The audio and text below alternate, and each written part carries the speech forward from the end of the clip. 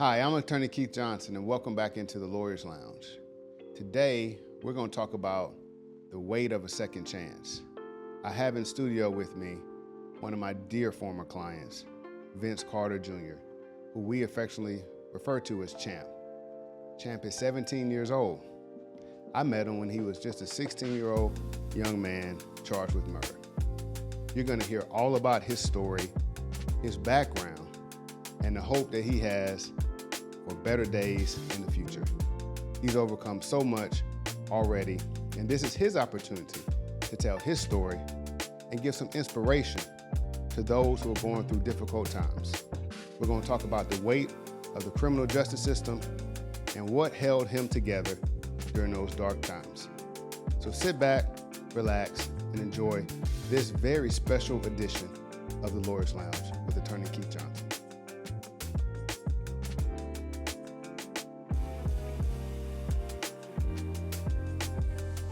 We have here with us today Vince Carter Jr., affectionately known as Champ.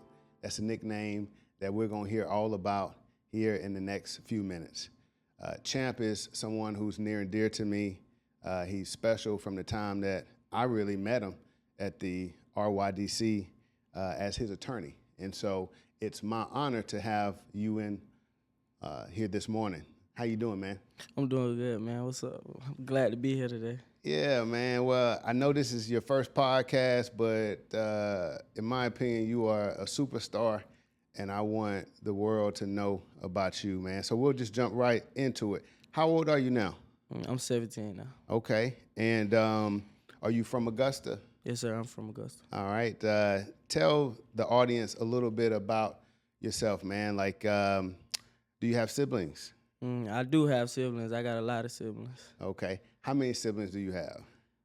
7. 7 siblings. Maybe more, but it's a lot to count. Okay. I got a lot of siblings. So would it be fair to say that you come from a big family? Yes, sir, I do. Okay. And tell me a little bit about your journey to where we are right now. What grade are you finishing up? I'm finishing up 11th grade right now. All right. So you're going into your senior year. Yes, sir. So you still have big hopes and big dreams. For those who don't know Champ, he is a very special and gifted football player and has been playing since he was a young child. But the past few years, because of legal situations, you haven't been able to play. Is that right? Yes, sir. Yes, sir. So when was the last time that you actually had a full season? My 9th grade year, I was at Laney. Okay, all right.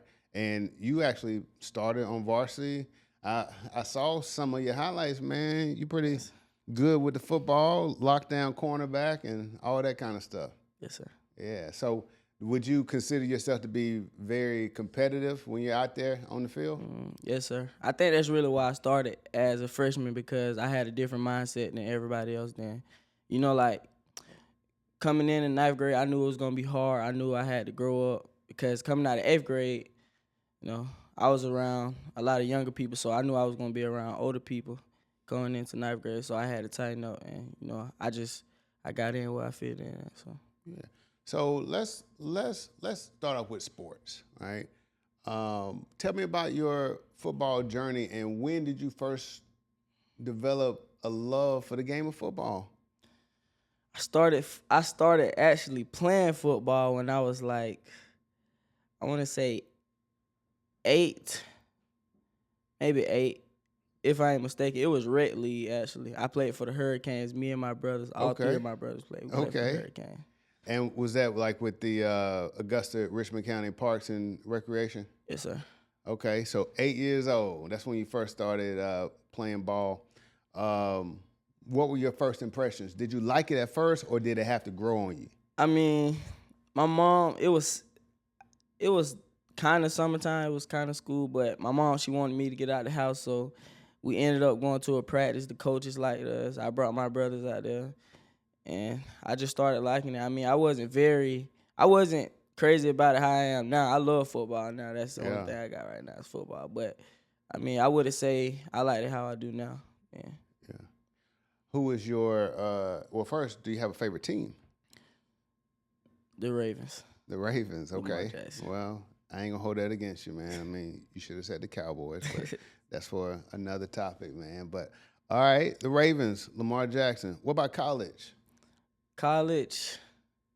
You know, right now everybody like Miami, but I go with Ohio State. Yeah, yeah. I like Ohio State. But also, we like anybody that's gonna give you a scholarship too, right? Yes, sir. Absolutely, because that's one of the goals that you have, to be quite honest, right? I mean, you want to get back on the football field now that we've got all the legal issues cleared up and resume what you started. Yes, sir. All right. And so tell me what this last year has been like for you, because I know it's been up and down. Before we get into what happened, just generally speaking, like, you've been on a little bit of a roller coaster of highs and lows. Mm-hmm. I mean, it's been all right other than the situation. You know, a lot of people been showing me love. Some people check in, some people don't, you know. And I really see now who my friend and who not my friend. I see who family and who not family. So I've been trying to stay out of the way. I've been working, doing schoolwork, staying positive, attending football, training, camps, doing whatever I can. Yeah, so it seems like you've got a focus about what you want to do for your life, and you're going about it every day trying to do your very best. That's what it seems like, because that's what we've talked about. Yes, sir. Yeah. So when I first met Champ, like I alluded to, he was in custody. He was at the RYDC, which is the Regional Youth Detention Center for individuals under 17 years old who are charged with crimes. And so I was hired on the case. I remember hearing about the situation, Champ, and, you know, and we had never met, right? Mm-hmm. And I remember how it was reported in the media that these, you know, young people are having a shootout at the intersection of a well-known part of town. And there was like a little bit of outrage, but also confusion about what happened. So I remember initially saying, man, I'm staying away from this case. Man, I'm tired of seeing young people with guns and things like that. I had just come off of a murder case, actually, in July. And I think this happened in August. Yes, sir. So I had so many people, bro, reach out to me on your behalf. I don't think I've ever told you this before. I mean, I had all kind of coaches that I respect, that I know from the 7-on-7 circuit and from youth football here. I had teachers, and I had other people from the community reach out and say, listen, this is a good young man. It is not what you think. And so that's what originally got me on the case. So before I even met you, you had some favor or some goodwill. And when I met you, I quickly realized this young man is humble, and he's mature, and you understood the seriousness of the situation. So, you know, I think it's fair to the audience for us to talk about it in a, you know, respectful way, because that's the kind of young man that you are, but also just clear up any misconceptions right now. And so let's just rewind to that day. We'll touch on it, and then we'll move forward. So it was a August day, and I believe that when this occurred, you were about to celebrate your brother's birthday, right? Yes, sir. We was at home. Me, my mom, my brother, my stepdad. We was just at home chilling. It was a regular day. We was actually going to go to Top Golf later, but.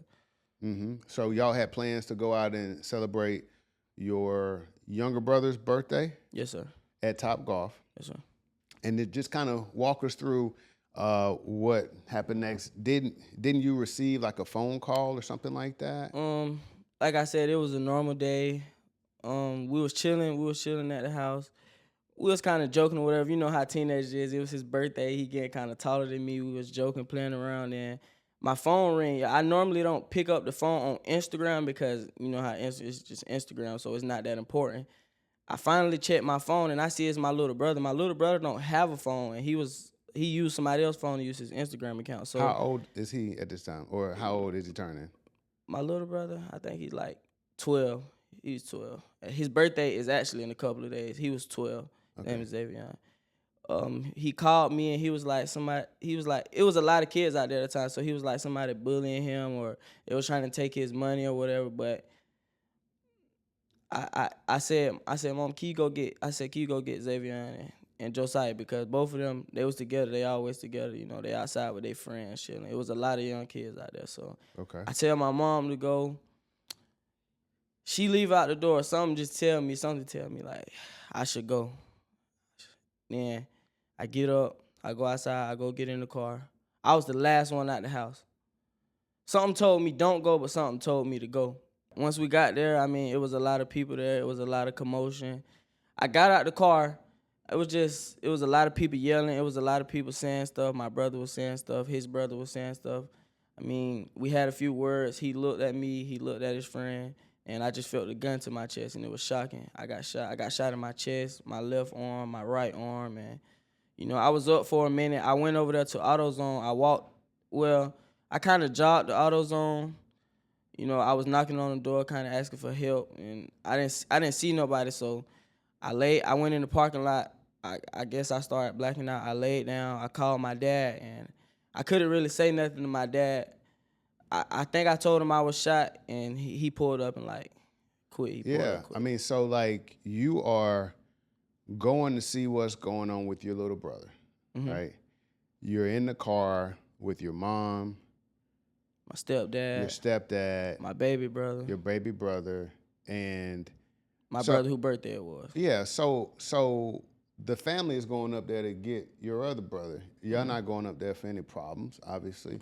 And so when you get out the car, you are immediately confronted, and before you know it, you're shot by two different guys. Yes, sir. One of the young men who shot you, you actually returned fire. You were able to protect yourself. Yes, sir. And that young man is the one who passed away. Yes, sir. Then there's another young man who also shot you from a different angle. And I know this from the case, obviously.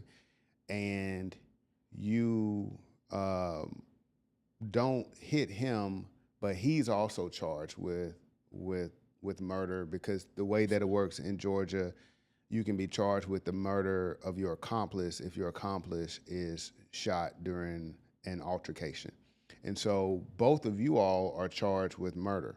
Yes, sir. And you kind of stumble to the AutoZone parking lot, because this was at the intersection. And I think you FaceTime your dad. Yes, sir, I did. I FaceTime my dad. I thought I was FaceTime my uncle, but I actually FaceTime my dad. And, you know, he probably thought I was playing because, you know, I'm always joking with my dad, but not jokes like that. But, you know, my stepmom, she was like, we got to go. And next thing you know, I was blacking out. But when I woke up, I seen my dad. He was on top of me. I mean, people was trying to turn me different ways and press me. And I was just telling them, just leave me. I mean, I'm sure you lost some consciousness, because by the pictures at the scene, you lost a lot of blood. Yes, sir. It's amazing that I was actually breathing for a little minute too. Like, I was trying to breathe. I was trying to be calm and just, you know, it was shocking. It was very shocking. It's amazing that you're still here with us, Tim. And I thank God for you, man. And to have the wherewithal to still try to call and get help in that situation is amazing, because they could have doubled back around and tried to kill you, right? So you wake up, you're getting medical care, and then you go to the hospital. Yes, sir. And you don't know that the other young man has died at that point. No, sir, I didn't. And I remember talking with your mom, and she was in the hospital with you, and the police come in, make her leave. You were still asleep because you were heavily sedated. Yes, sir.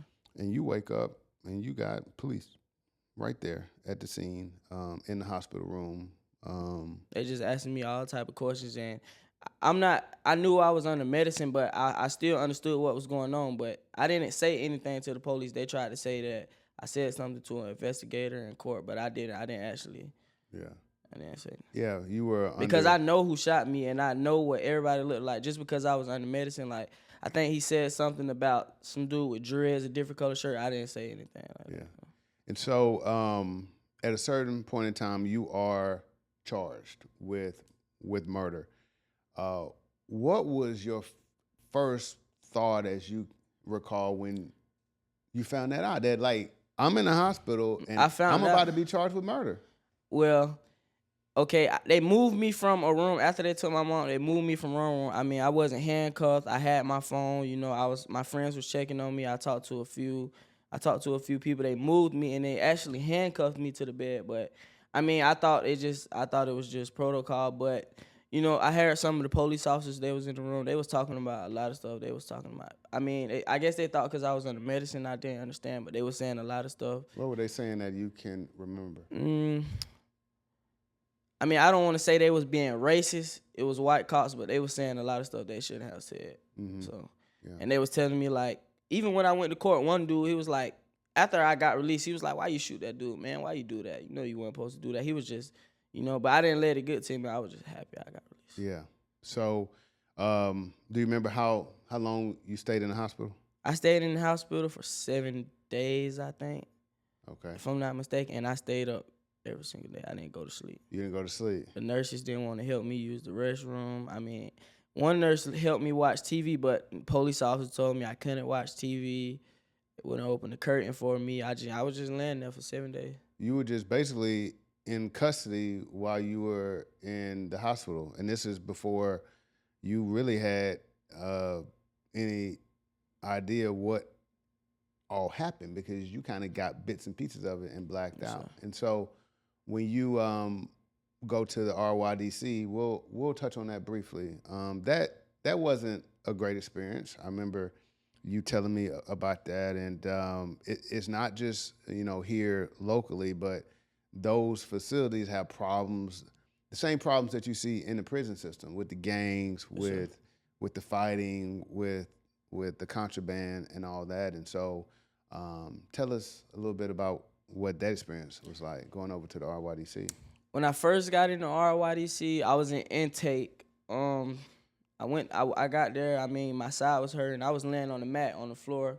I went to sleep. I woke up. I would say a guard, he came and moved me to a room. I was in a see-through door, so, it was nighttime. It was about maybe like 3, 4 in the morning. I woke up next morning about 7 a.m., 8 a.m. because they get breakfast and medicine and stuff. It was just a lot of people at my door asking me what was going on. I was still asleep. I was rolled over in my cover.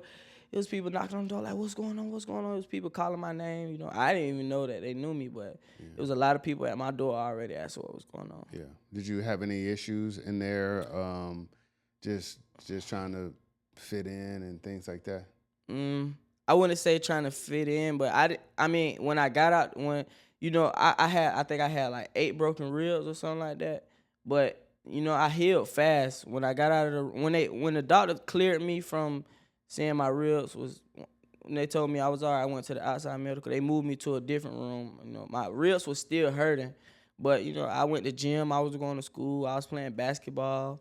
It was a lot of good. It was a lot of good young men that I was talking to. I had a problem with one guy, but it was about. Yeah, because sometimes in those situations you have to defend yourself, or at least not get picked on, right? Because it's like. Yeah, it was a lot of people saying crazy stuff.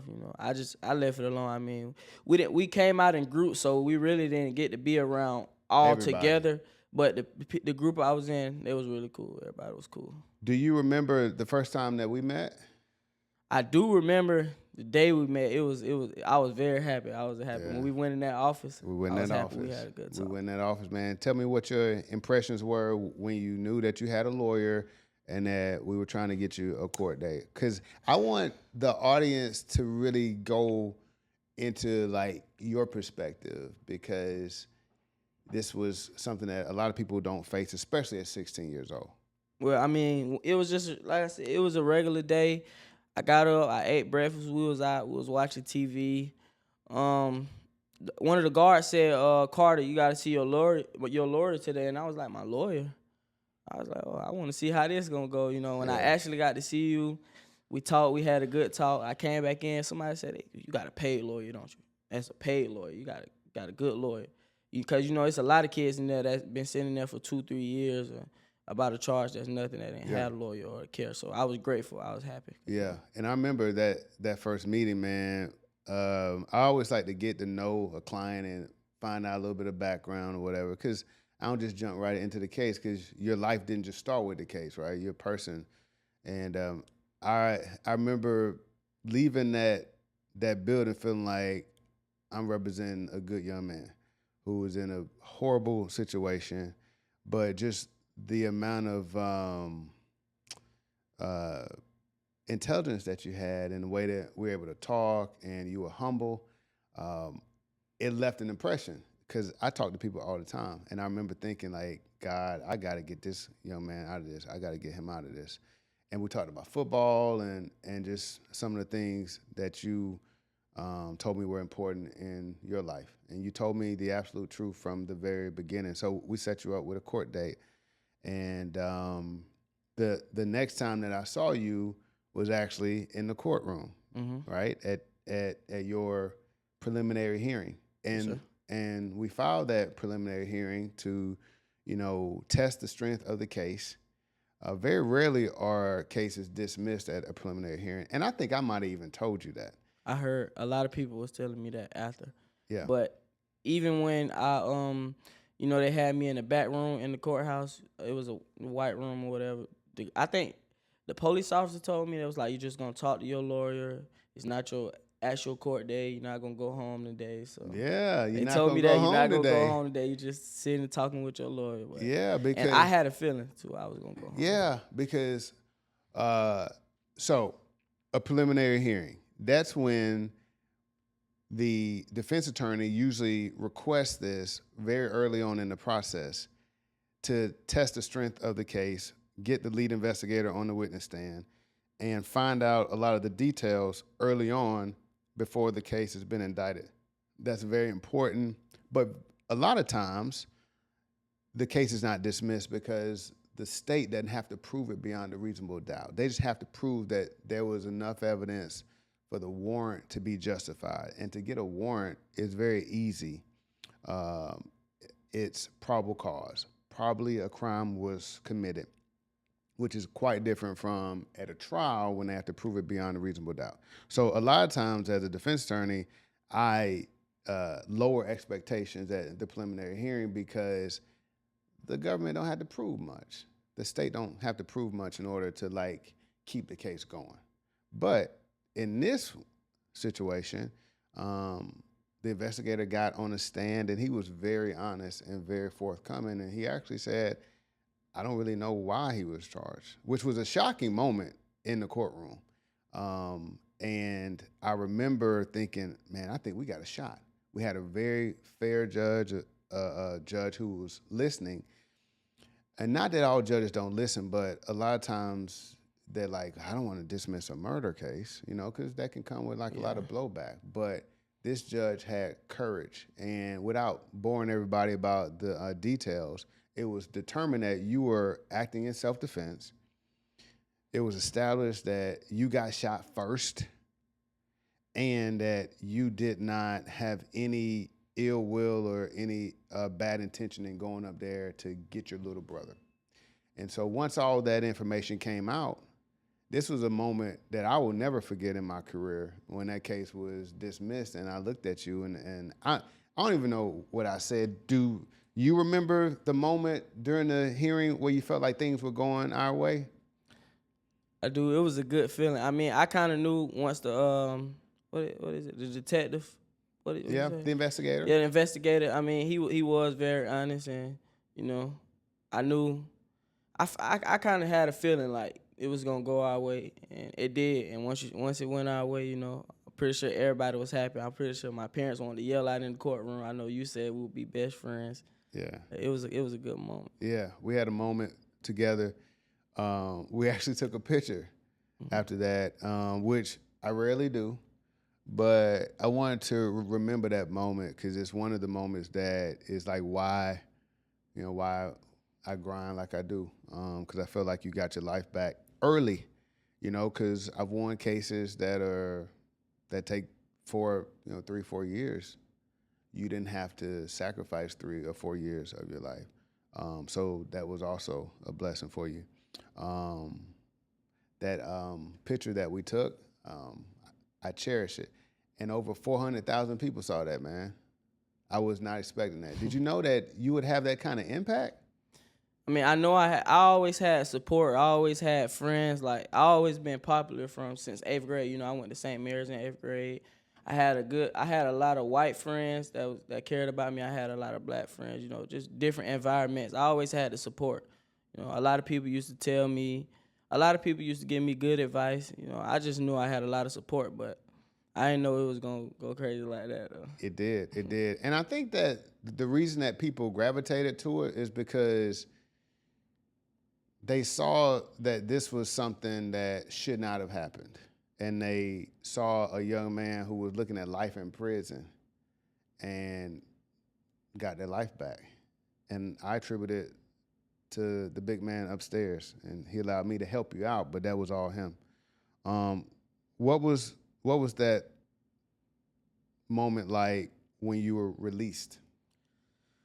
I mean, you know, after he told me, the judge told them they should take the handcuffs off me, I didn't get to go home then how I wanted to, but I went back to the RYDC, you know. I don't know how, a lot of people already knew. They already knew, right? They already knew. Word travels fast. They already knew. And, you know, when I was in there, a lot of people was telling me, like, you ain't going home, you know, you ain't, you know, I was get comfortable with us, but, you know, I knew I was going to go home. You know, I knew I had a good lawyer. I knew everything was going to go my way. I read the whole Bible in like 3 days. I wrote a lot I wish I would have brought my Bible. I could have showed you what I wrote in there. I read a lot. I wrote the whole Bible, so.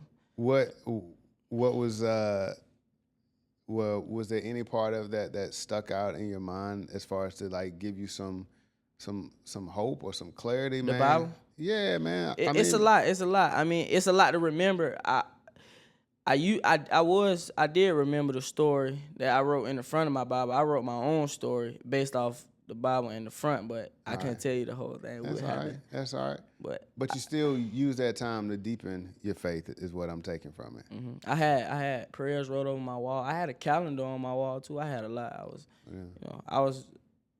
I wouldn't say I was prepared to stay, but you know, I had got comfortable. I knew I had to be patient. I had to be patient. Absolutely. And I talked about that in a few of the episodes on the podcast. From the lawyer perspective, it helps us help the client when the client is patient. Because when the client starts getting impatient, then it can really hurt the relationship because the lawyer can't control the pace of. Yeah, I wouldn't say I was patient the whole time, but you know, this was my first time. Like what was going through my head, it was a lot of different people telling me different stuff. It was people telling me I'm gonna get out, it was people telling me I wasn't, you know, but what kept me going was my mom and my dad. We would just sit on the phone for like the whole time I would just sit on the phone, you know. It was just I got 2 questions about that time period, and then I want to move on because you got so much other things going on for your life. What was the lowest moment that you had when you were waiting the outcome of that situation? What was the time where you're like, man, I might not make it? I don't think I had one, actually. I don't think I had one. I would pray. I actually was doing Bible study too, and I think it was Thursday. I was doing Bible study. I was the only person talking in Bible study. You know, after Bible study, I just sit out with the group I'm around. We'll read through the Bible. I had a kid. He was with me. Like, he actually had his Bible, and we prayed together. And he had court, and he went home, and he couldn't wait for me to get out to text me. Like, he told me thank you. Like, I just felt like I talked to God every night before I went to sleep. I mean, I didn't pray. I talked to God, actually. I actually was just expressing myself because I know a lot of people told me it's better to talk to God. Absolutely. So as we move forward, that's been, what, 9 months now? That was about 9 or 10 months ago. You just completing school at the time of the recording. What is on your radar now? I know we talked about this a little bit the other day. Are you still hearing from colleges? I'm hearing from, yes, sir, I am. I mean, a lot of, you know, Twitter is a big platform for sports. I get a lot of invites. I get a lot of messages from coaches about SATs and transcripts. I'm really just waiting to get. I'm waiting for football season next year. I'm gonna try to be at Richmond, try to have a big season, try to keep everybody up around me, my team. I know I'm gonna get a lot of offers. My grades good. I'm ready to go to school, be positive, be good, be under my teachers. I'm gonna make good grades. Yeah, because it's almost like you got like a second chance, and I feel like you've matured. You were already very mature before this, but I feel like a situation like this, champ, It taught me a lot. Yeah, and it forces you to kind of grow up because you were being treated like a man when you are in those kind of situations, right? You weren't able to get help from parents. You had to just rely on the system. And so what position are you primarily being recruited at? Safety. Okay. Safety. Okay. Well, a lot of people watch my film for DB from ninth grade. I haven't played football since ninth grade, so I'm surprised a lot of people still contact me about film from ninth grade. A coach from Navy football texted me. He said he liked my film. He want to check out my SAT and stuff like that. Absolutely, man. Because you're also doing 7-on-7 football, so because you hadn't been able to play during the tackle season, you still are training, you're still in shape. I can tell you, you all that I've seen Champ, and he's a ball player, man. I saw him in a tournament about a month and a half ago here locally, and he's playing on both sides of the ball. He's playing with confidence, and what I like about your game is that you play with a sense of urgency, Champ. Like I feel like you hold your teammates accountable. You're not afraid to say, hey, man, we need to step it up. Yeah, I mean, a lot of coaches don't like when you hard on your teammates because they feel like it can bring them down. But I feel like if you're not hard on them, they won't understand. But I did have to realize a lot of people don't want it as bad as I do. Like, I feel like every play means something to me. Like, if I can get the ball every play, I would. But, you just got to be patient. I like Tony Roy. I know I'm going to make something happen when the ball in my hand. Yeah. Who would you compare your game to? Trash talking, I say Jalen Ramsey. Okay. I can trash talk, but skill-wise. Give me like a few players. It don't have to be one player, but like if somebody who's never seen you play, if you want to put them in a mindset of a couple players that you model your game after, give me some names. I mean, I really can't tell you no names. I mean, I just play. I mean, I go both sides of the ball. I can play outside receiver. I can play slot. I play running back. I play quarterback. I play safety, linebacker. I actually played a lot of positions. You're willing to do everything that you can to win the game. To win the game. Yeah. My uncle, and the reason I go so hard in football because I know that's the only way out. Like, I got to get my family out of this. And who pushed me so hard was my uncle. And I actually started taking football serious when I was 12. I played for the Titans.